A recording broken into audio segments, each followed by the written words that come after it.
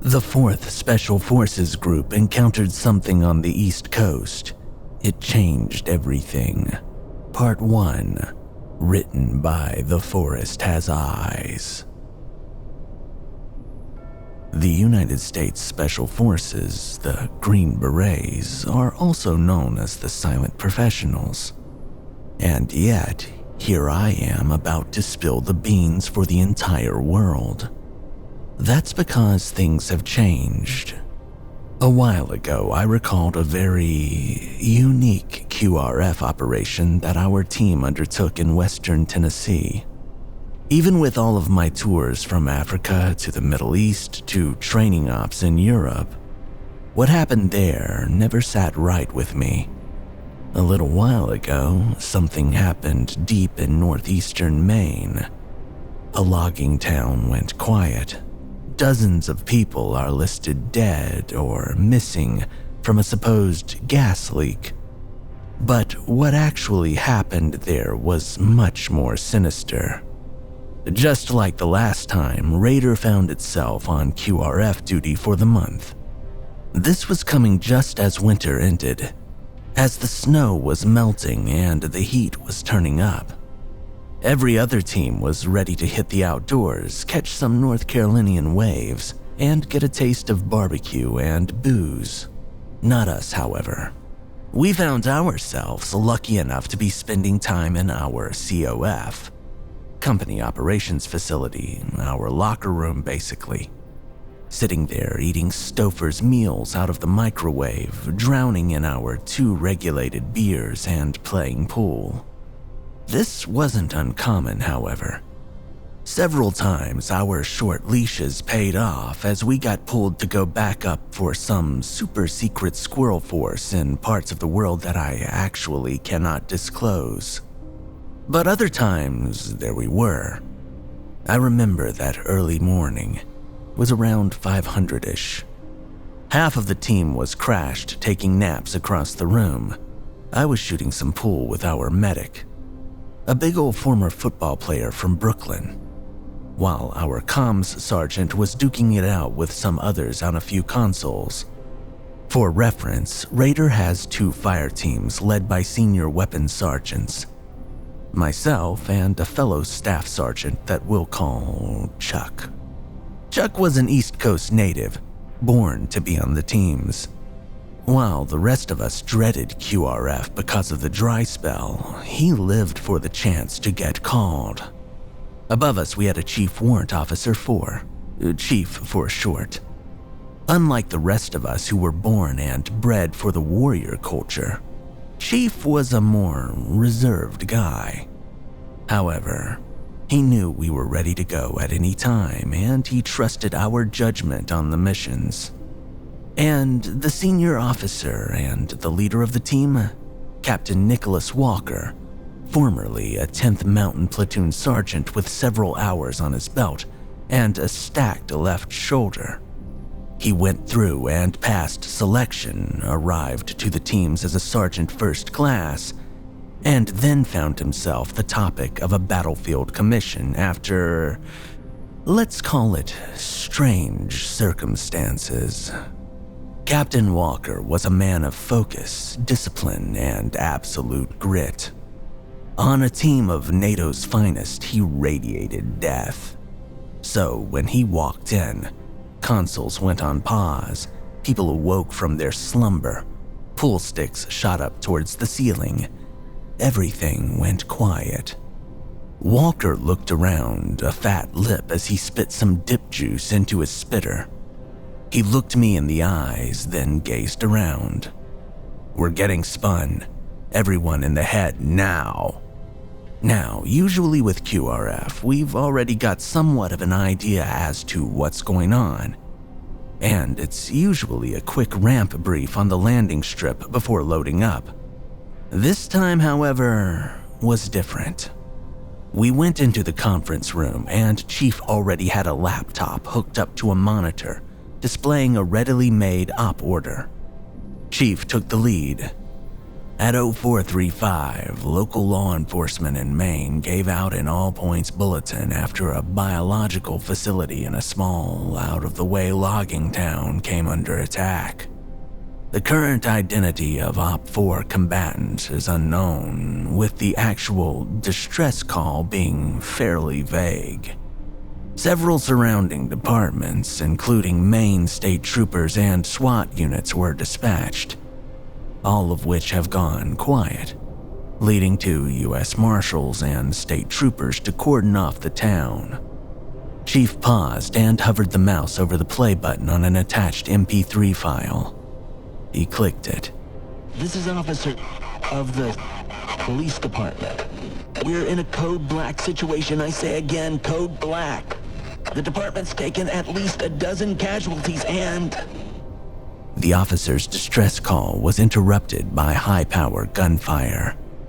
It's kind of effed up, but I would wager that it was something made by HK. We need backup. Serious backup. These Zephyrs ain't human. The heads are... Oh God, the chief's dead. Somebody help. Captain Walker took point as the slide switched to a bird's-eye view of the town. The target of attack seems to be some sort of biological facility claiming to be working on pharmaceutical aids. What's it doing in a logging town? If I know. However, for you boys, you've been here for a few years. The owner of this facility is the same one who ran that black side in Tennessee. You know, Kazamoth Industries, led by their corporate master, Theodore Kazamoth. Our medic laughed and muttered under his breath. Captain Walker continued, "Whoever the combatants are, they are well armed. Satellite imagery can't get any sort of bead. CCTV, before it was taken offline, provided these images." Chief then switched to the next set of slides. Blurry images of several men, body armor over some sort of white parka-type jackets, wielding full-length rifles. Their heads, though, this is what confused everyone. They weren't wearing any masks, but they looked too darkened out to be normal. They also looked like they had antlers. The captain snapped us all back to reality. "Look, I'm gonna level with you boys. I know how these types of ops might feel, and I know that things never really sat well about that Tennessee thing a year ago. But whatever is going on, it's not happening on the other side of the globe and in some random forest. It's happening on American soil in an American town. Regardless of why you signed up, there are innocent people living in that town, hiding in their closet, parents clutching their children, begging for someone to help them. I don't care what rounds their weapons are chambered in. I don't care how many of them there are or what they might be trying to get into in that building. They messed with the American people, and we're gonna go and send every single one of them to hell. Roger?" "Roger," we all answered in unison. Walker nodded, looking to the chief as he dumped his lip and bottle into a nearby trash can. Then he gazed back at us. "COF door with your things in 10. Execute." The clock read 05:13 when we all left the conference room. When 05:23 rolled around, everyone was on the outside asphalts. Kits on, weapons ready, minds set. I don't know what it was about QRF missions, but they're always different than regular ones. Usually there's some mild banter, an upbeat feeling between all of us. Standing outside, the cold dusk air hitting our faces, we could all feel the tension as we waited for those 3 armored Humvees to pull up and give us transportation to the airfield. You've probably seen it in all of the movies, but that walk to the chopper is surreal. The long yet quick drive in shaky Humvees that should have been decommissioned long ago. The pit in your stomach that grows as airfield security waves you through the gate.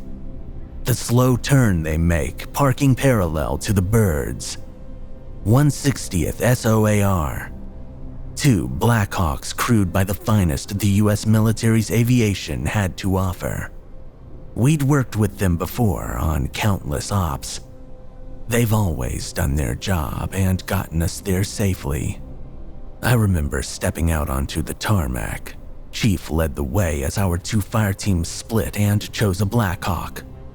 I remember Captain Walker getting a count of personnel as we left, watching him jog to the farther bird.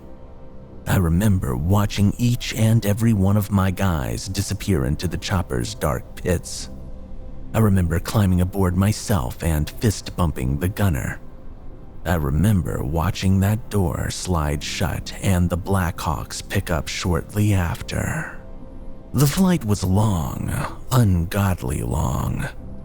That high in the air, the only light you get are the lit-up devices on the birds and the faint glow of the street lamps thousands of feet below us. The silhouettes of the other passengers aboard staying still, some catching up on sleep, others listening to music. Sleep. I really should have gotten some of that myself. I remember the distant street lamps disappearing below us, fading out, showing only a dark sea of shadows representing New England's areas of vast forests. Before long, the shake of the chalk's slow descent downwards had me looking at my watch. 2 hours had passed. The doors opened and we stepped out onto what I can only guess was a private runway of some sort. It was well furnished and long enough to probably field a 747 if I'm honest. But the fact that there were no visible control towers and that the fence around it was layered with sea wire gave me the impression that only those in the know land here. Before the Blackhawks even started their ascent back towards Bragg, 3 up-armored SUVs sped down the dirt road leading to this place and quickly pulled up alongside us. They were similar to the ones we used overseas. Ballistic reinforced windows, doors lined with high-rated armor. Non-tactical vehicles meant to blend in by sight. But they had tinted windows and a shiny jet black finish. Even stranger so, the pit in our stomachs grew as a single person stepped out. He was probably 5'8", clean-shaven complexion with a comb-over, and a navy blue suit. A bump under his sports coat told us that he was concealed carrying. The same guy who met with Captain Walker after the whole Tennessee situation. I couldn't hear what they said, but they shook hands and one guy had a strangely British accent. Captain Walker motioned for us to mount up, and I remember locking eyes with the guy briefly before doing so. I didn't feel any malice, but I didn't feel any trust either. Chief chose to TC the rear Vic, climbing in with some of the other members of Raider. I piled into the middle one, 2 of my guys and our medic followed. After they were finished talking, the captain climbed into the lead Vic with the comms sergeant. He had to bend the giant antenna of his manpack to enter. Then we drove into the night, leaving that mysterious man on the runway alone. The drive there was more or less uneventful. Periodic radio checks between the vehicles as we eventually found our way onto the main highway. The tinted windows protected any passerbys from seeing us, but anyone with a brain knew that 3 blacked-out SUVs speeding down a highway in the middle of the night, well, they knew what that meant. Eventually, we neared the police blockade around the town, which had caused traffic waiting to pass through to back up severely. We took to the shoulder, but were stopped several times by others trying to use the shoulder to get by. Captain Walker didn't appreciate that. Tell the jackass in the hatchback he's got 2 seconds before I thermite his engine. I could hear the medic laugh over comms. You tell him, sir.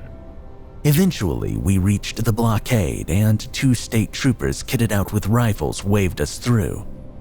About 200 meters down, a roadside roll-2 set up by several ambulances was in the process of treating people seemingly medevaced from the town. And beside them was a long line of body bags. We passed by just in time to see 2 shell-shocked officers carrying a body out of their squad car. They were covered in blood, looking like something tore them apart. Their gear was torn apart and it read SWAT. A sigh came over the net and Chief spoke up. I guess we know what happened to the SWAT unit. The drive into town was tense. The street-side lamps became less common, resulting in less visibility. The convoy slowed to about half speed, with all of us keeping our eyes peeled to the surrounding outside of the Vic. We were in the town's suburbs area, dense woods surrounding sporadic houses, all dark, not a single lamp or sign of life. Even creepier was how it was an absolute ghost town. Not uncommon in this part of the country at this time of night, but there was a strange undertone to it this time. As we got closer to the center of town, that's when things got even weirder.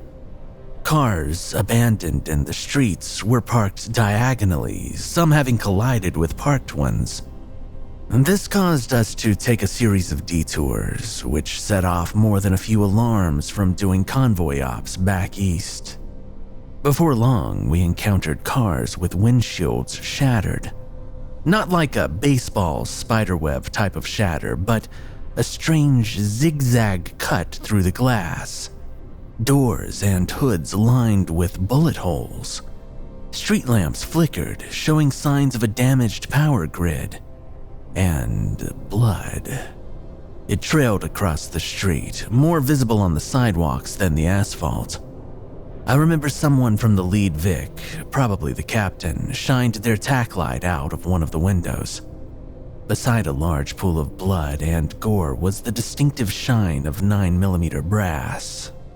Eventually, the convoy stopped just outside of the town's police station, or what was left of it. Glass with the same peculiar smash marks, bloody handprints, and slashes all across the front of it. Flickering lights causing shadows to dance across the inside of the station. And a bench thrown through one of the front doors, literally lodged in the door. This wasn't the work of some sort of paramilitary force. Whatever did this was rabid and crazed. One of the doors to the lead Vic opened as Captain Walker came over the net. This is lead. Stay in your Vics and keep your heads on a swivel. As he exited, he turned on his helmet light and began to scan the ground. That's when a small cone of light illuminated something on the front steps.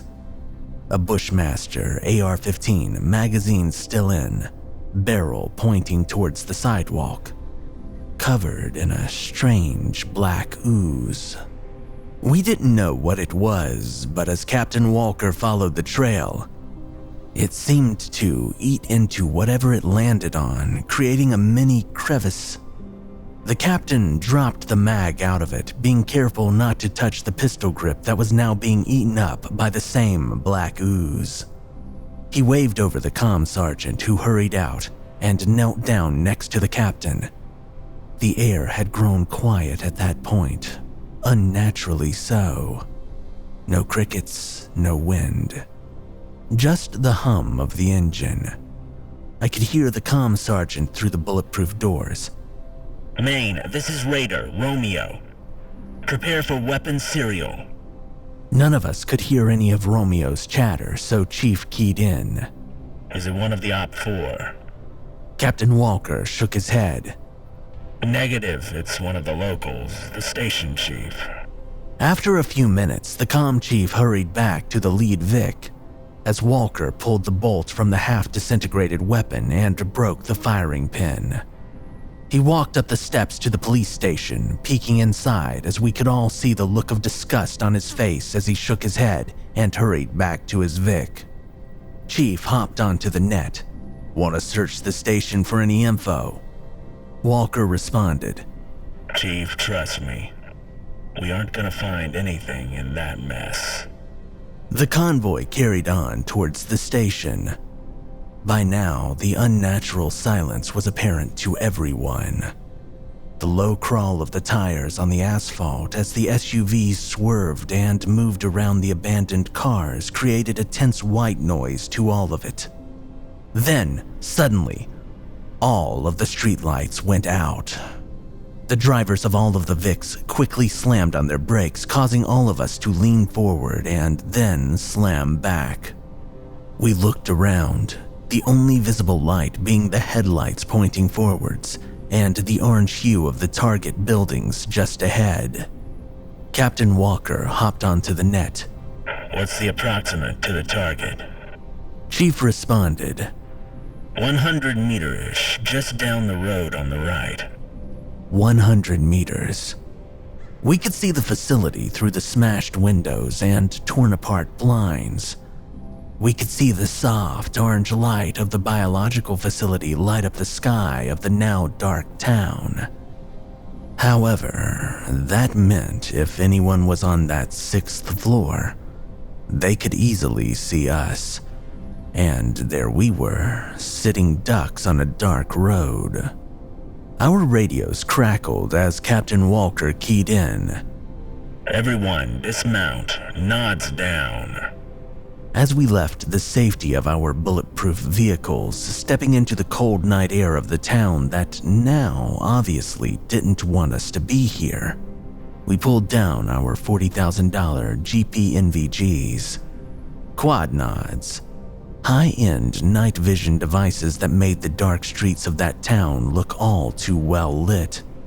Combine that with our PEQs, IR lasers, only visible through the night vision devices allowing us to point and shoot, and the pit in our stomachs grew just that much smaller. As we exited, the captain motioned for the convoy to head off. Those Pentagon Uber drivers were all too giddy to turn around and peel off, leaving us there in the streets alone. Then again, we're SF. We're the boogeymen. We've got nothing to worry about, right? Raider formed up into 2 diamonds, the front team taking point with the captain while my team hung back with the chief. Everything from the cars to the rooftop buildings to the windows to the doors. Every possible opening had a laser on it. We had trained for things like this, ran drills every minute of every hour of the night for weeks on end. We neared the end of the block, rounding the corner. The building was a gigantic gray square, a series of symmetrical windows now covered with the same broken, bloody destruction and signs of battle that appeared everywhere. A large, bright neon Kazimoth biological sign was mounted above the lobby doors. The gigantic glass doors and windows were covered in messages written in something. Be free. Save yours, they read. We quickly maneuvered behind the line of cars parked across the street, across from the building. As we scanned our 12, we could see what happened to the local law enforcement. Patrol cars were parked and scattered all around. The same black ooze from before had eaten clean through the doors, windows, and engine blocks.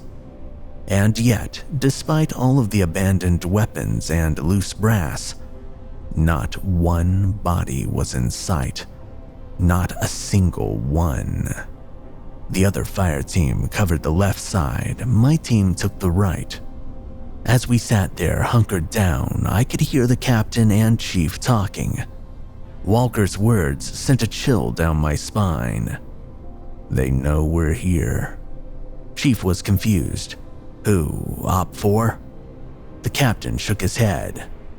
No, cicadas in the woods. Should be straight deafening. Nah, woods grow quiet when they sense a predator nearby. What, did we scare him off? The chief asked. Walker scanned the surrounding woodline. Not us. The captain then hopped on the net. Everybody, pick up and maneuver lobby doors. The entry was textbook, pure and simple. Carefully stepping over the trails of tar eating into the ground, engine blocks, and generally everything, we stacked up against the concrete walls on either side of the lobby doors. My point man and the other teams pied the corners, and then after a signal, we moved in. Quickly stepping through the shattered glass windows, we invaded the lobby, flipping up our nods since it was much more well lit than the outside. We looked around. Bullet casings 5.56 and what I think were 6.5 and 7.62 blanketed the floor. Bullet holes marked the walls all across the room. Signs of the corners of the hallway leading further into the building being chewed up by high rates of fire caused pieces of concrete and wall guts to fall off and form piles. After the fire teams secured the lobby, Captain Walker entered with Chief, stopping for a moment as he observed different marks on the metal doorframe and then the desk. Chief joined him as he explained. These exit holes are aimed towards the outside. Whoever Kazimoth hired to protect this place was packing a lot of heat, and they didn't go down without a fight. It's then that our medic noticed the body at the desk. Black polo with a Kazimoth Industries logo on the left sleeve, slumped face down. I watched him walk around and reach out to flip him back. The captain stopped him, citing plenty of the black ooze around the corpse. I guess he didn't want to risk the dock because he flipped him over himself. What we saw, what happened to that poor SOB in that rolling chair, I'll never forget. The man's nose, heck, most of his face was ripped clean off, and whatever remained was covered by patches of deer hide. His eyes were removed, and stuck through his temples were branches, antlers. Just like the blurry image on the CCTV footage. Chief nearly puked as even Doc, an SF medical sergeant, and 18D had to look away. I don't think that any of us could stand to look at it. And him, what was him, for too long. The only one who could was antlers, Captain Walker said. Doc shook his head. What the F? Terrorist with a white tail fetish? The captain shook his head. This ain't white tail. It's gotta be caribou. Chief, who had now recomposed himself, looked over at Captain Walker. How do you know, sir? I hunt. This is out-of-state game. Whoever did this, all of this, isn't from around here. The discussion was cut short after a guttural scream. Had to have been a female, I think. Came from deeper down the hall. Everyone's rifles snapped to the entryway, expecting gunfire, expecting a demon, and yet, nothing. I could see Captain Walker look at the mutilated security guard and then back to the hallway. Let's get moving. As we moved forward, the three, myself, a gunner, and another weapons sergeant, formed a rolling T. Captain Walker followed behind, hand on my shoulder since I was the middle of the T, controlling the pace. We continued down the linear corridors. Paintings that were once murals of different forests had been torn off the walls and smashed. The walls were layered with holes and smash marks, as furniture and end tables were torn to pieces. All the while, we followed the trails of black ooze still eating into the ground beneath us. Chief keyed in. Must have been one hell of a firefight, he said. Rounds didn't do this. Captain Walker retorted. He was right. Gunfire makes identifiable holes, and with enough of them, they will tear chunks out of the walls. They don't make strange, way too large zigzags. They don't make teeth marks in wooden studs or gut furniture the way that we were seeing. These marks were intentional, biological. But animals didn't kill for survival. They eat. They don't just tear things apart. They never have. Whatever did this, did so out of rage. After searching the rooms on the ground floor, Captain Walker called for a halt and our comm sergeant radioed for Maine. Maine, this is Raider Romeo. Ground floor secure, ready to move. He stopped as if he was cut off, causing many of us to look at him for that long, silent minute. He blinked and then looked to the captain. They said maneuver on the sub-level labs. The chief looked at him funny. There's only supposed to be a storage basement here. Captain Walker shook his head. Yeah, that tracks. We quickly found an access stairwell. The door was blocked as someone had placed a metal bar between the door handles. One of our jacked gunners mule-kicked it and quickly removed that variable. After a short while, the now messy carpet turned into blood and tar-stained tiles, and the wallpaper was replaced by concrete. The captain stopped us, shined his tack light up as a sign above a set of forced open doors, read, "Testing." We gazed ahead. We could see vials leaking, mixing with the tar, as an exposed ceiling tile overhead caused a smoke-like gas to leak out of a burst pipe. The captain sighed and looked around. Mask up. Protector mask, known more commonly in the military as pro-mask, are anti-chemical, biological, radiological masks that are issued out to the lowest level. Albeit, in recent years, their reliability has been questioned. We weren't taking any chances in this place. Even if it meant painfully fitting our helmets with night vision over top the gigantic hunk of plastic and rubber. The trick to fighting in these was to keep your breathing smooth, or else it would fog up. Considering how far up the creek we were, that was easier said than done. Once we were masked up, two of our guys slung their rifles and pulled back the sliding metal doors as much as they could, and I led the rolling T inside. It was a long, straight hallway leading to the other set of double doors. The ground was a mess of water, blood, and other fluids from different test kits and samples that had been dropped. Vials smashed, causing every step that we took to be interrupted by cracking glass. On either side of the hallway, however, reinforced ballistic glass had protected different chambers used for operations and experiments.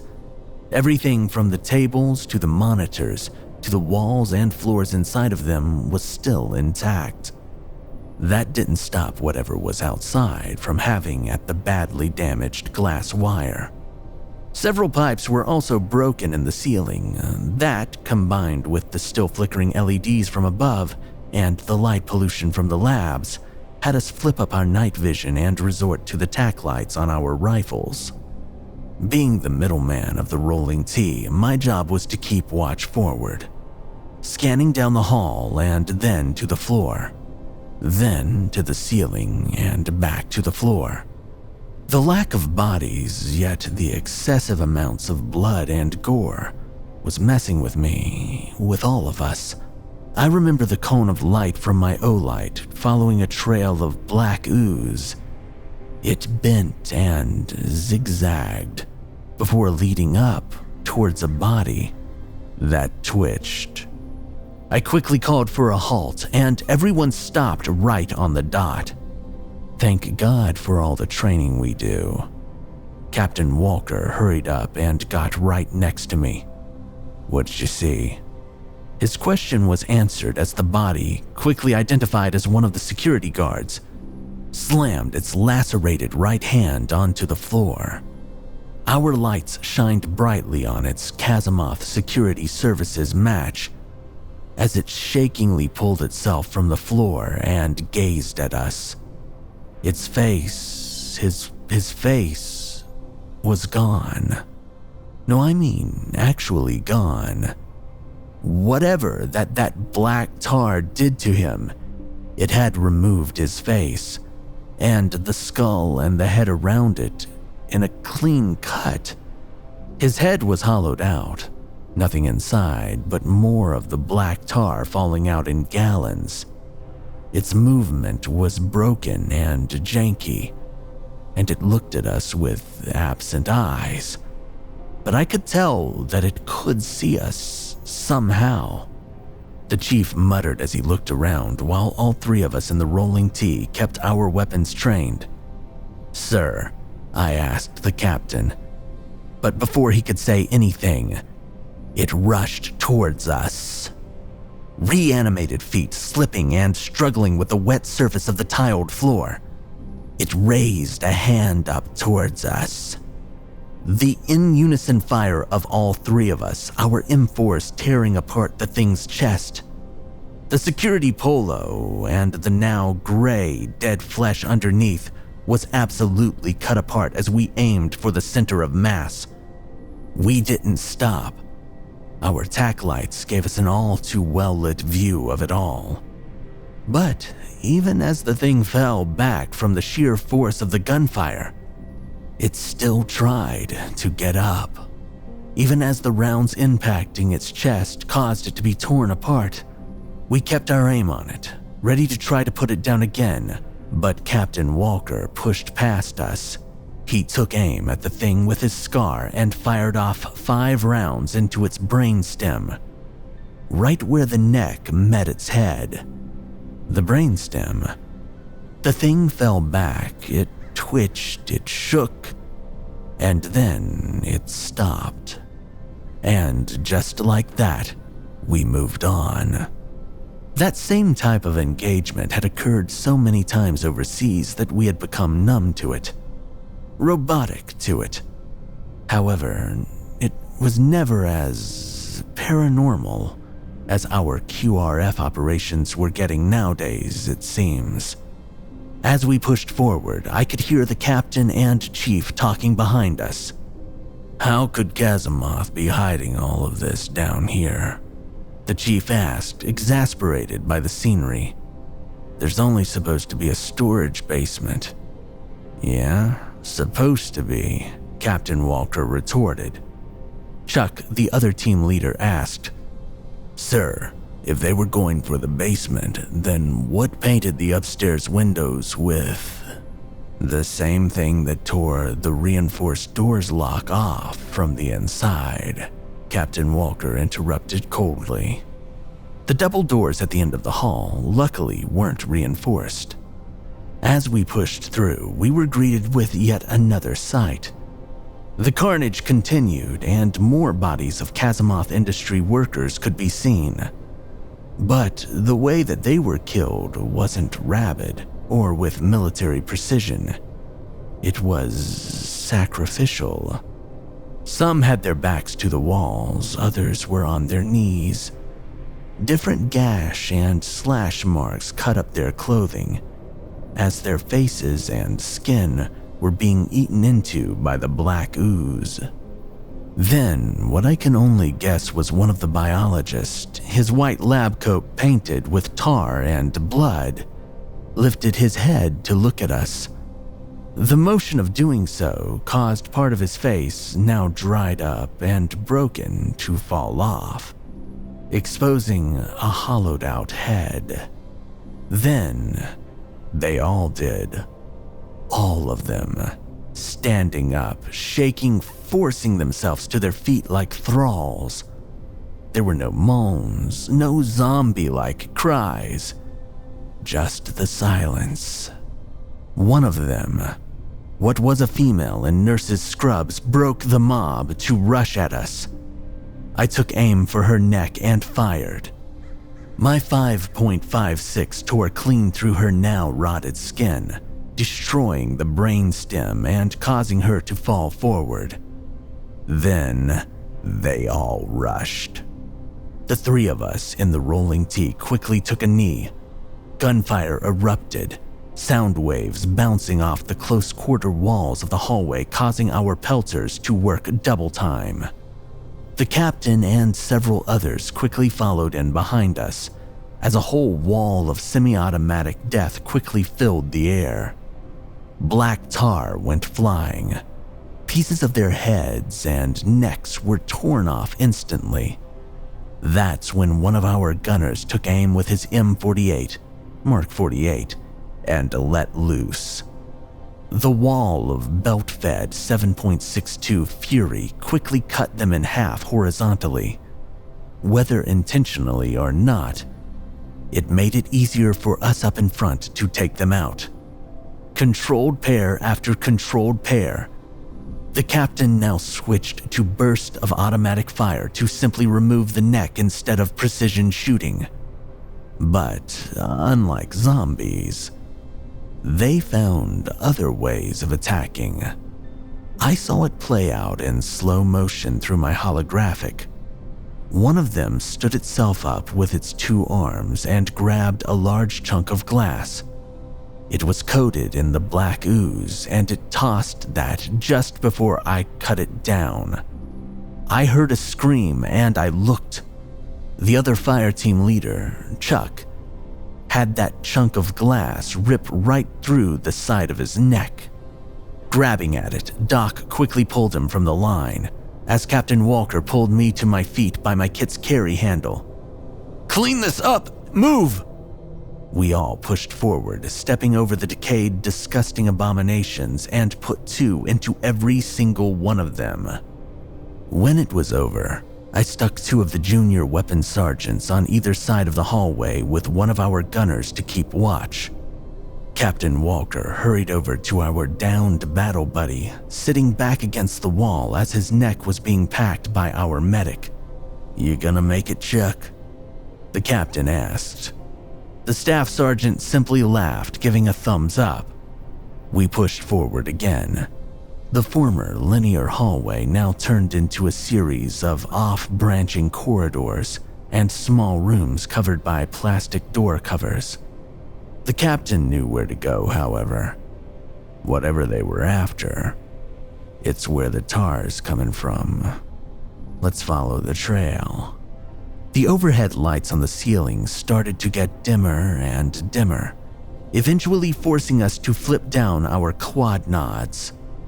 We fought to keep our breathing down as we scanned the hallways, stuck in a claustrophobic mess of rubber and plastic. One of the junior weapons sergeants near the front with me noticed a shadow at the end of the hall, just as I did. "I've got something," he whispered. The captain answered, "Drop it." Before he could get any shots off, a scream, guttural, pained, female-sounding, radiated off of the walls, through our electronic headphones, bouncing off of our souls.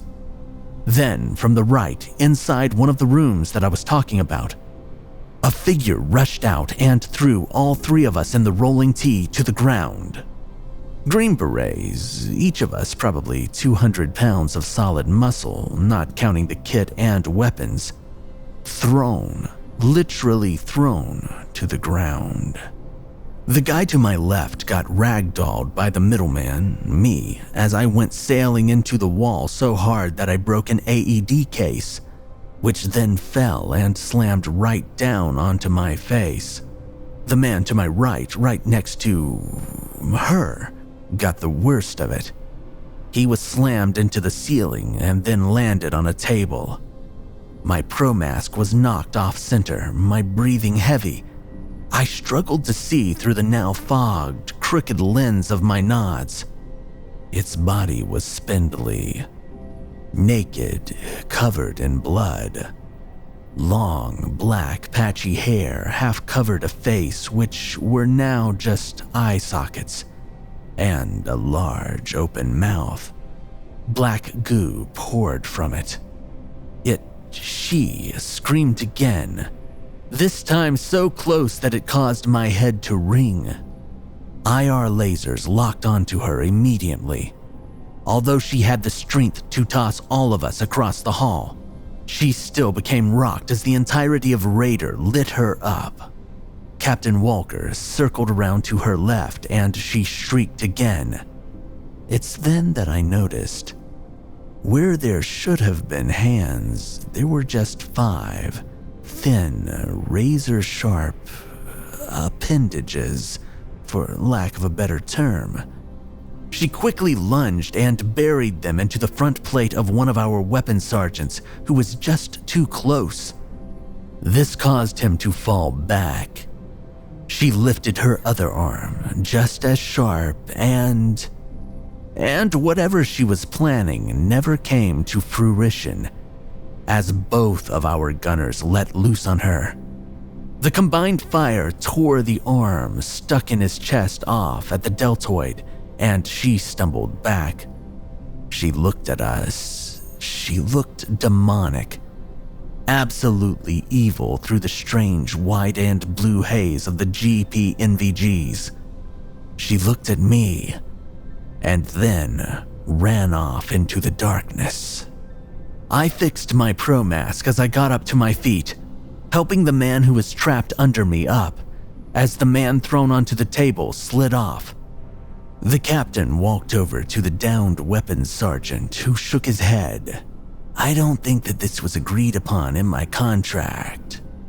He was cut off as Captain Walker put a boot on his shoulder. Taking both hands, the captain pulled the demon's severed arm out of him. He tossed it to the floor. I watched as it landed on that trail of black ooze and immediately melted back into it. The captain then checked underneath his front plate, pulling the guy up to a sitting position, and then shook his head. Your plate caught it. He shook his head and then helped the guy up. What is with you and getting jumped, Case?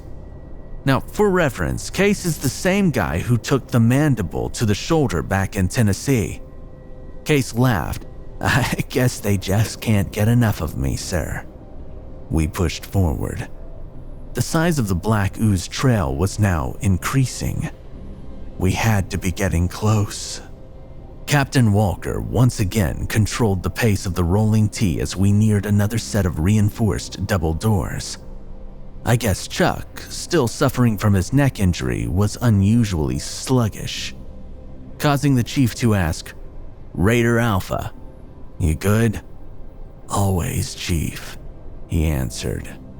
This was right around when we neared the double doors. They opened up to a larger area, a staging ground for some of the security officers with a few tables, chairs, and monitors, which were now thrown around and corroded with the tar. And then we found our Op-4.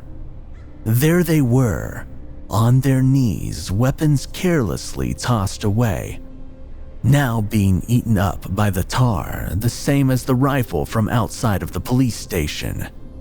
The figures sat back on their knees, arms out to their sides.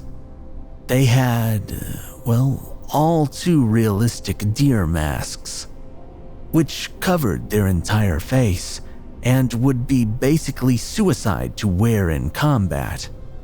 However, black ooze poured out of the openings, which started to eat their bulletproof vest and white parkas, melting them like candles. Captain Walker moved to take one of the deer hoods off. That's when a voice stopped him. I wouldn't do that if I were you. We all turned to where the voice had come from. A half-dead Kazimoth security officer sat against the wall just to the right of the reinforced door. We could see the black ooze had melted his legs and one of his arms onto the floor, and it was working its way up the veins to his neck, towards his head.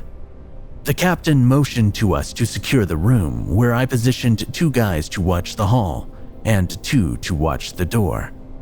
Captain Walker got down in a squat. Flipping up his nods, he looked the half-dead man in the eyes through his pro mask. "What happened here?" The man coughed up. "There's more at stake than what you..." Walker turned on his helmet light. The cone of the light followed the black ooze from its corrosive crevice in the floor to the man's leg. "What is this stuff?"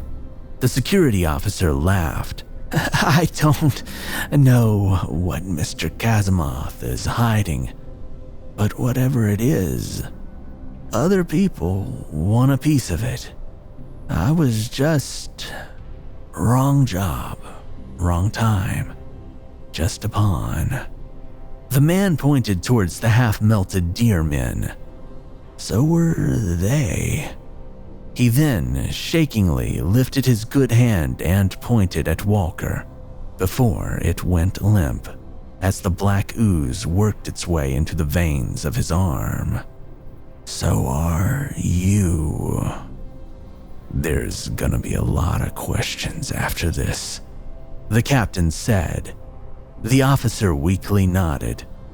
"For Mr. Kazimoth, not for me. Do me a favor. Don't let me." The guard started to violently cough as black ooze slowly began to pour from his mouth, and his eyes slowly became enveloped in it. As his head dropped, the captain stood up. He switched his rifle from safe to semi. The following 3 gunshots radiated in my mind. Still do. And I think they still do for everyone. We all know the stakes now after that. We didn't finish this. Everything leading up to this. The lab techs, the security guards. That thing that was once a woman. That was the fate of everyone who would come into contact with this evil black goo. The comm sergeant and I quickly grabbed the right metal door, as 2 others piled on the other. We then pulled back both at the same time, creating enough room for the rest of Raider to move in, Captain Walker taking the lead. Before I flowed with the rest, I took one look at the sign above the door. Cryo Lab.